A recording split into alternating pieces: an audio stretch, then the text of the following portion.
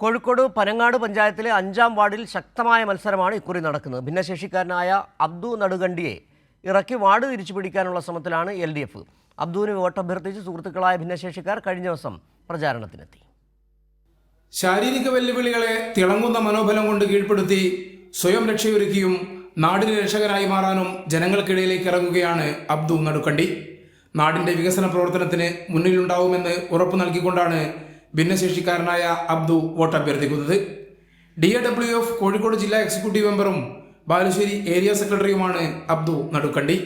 ഞാനൊരു സുപ്രഭാതത്തിൽ പൊതുപ്രവർത്തനമായിട്ട് വന്ന ആളല്ല. ഞാൻ ഈ തലാട് ജനങ്ങളോടൊപ്പമാണ്. ഏത് രാത്രിക്ക് വിളിച്ചാലും ഞാൻ അവർക്കും വേണ്ടി ഇടപെടലുണ്ട്.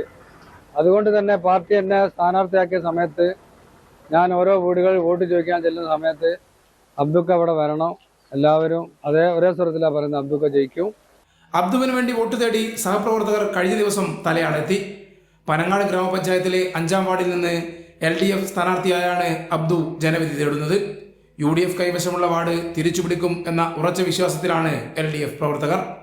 എല്ലാ വിഭാഗം ജനങ്ങളെയും പരിഗണിച്ചുകൊണ്ടാണ് സ്ഥാനാർത്ഥി നിർണയം എന്നതിന്റെ തെളിവാണ് അബ്ദു നടുക്കണ്ടിയുടെ സ്ഥാനാർത്ഥിത്വം. കൈരളി ന്യൂസ്, കോഴിക്കോട്.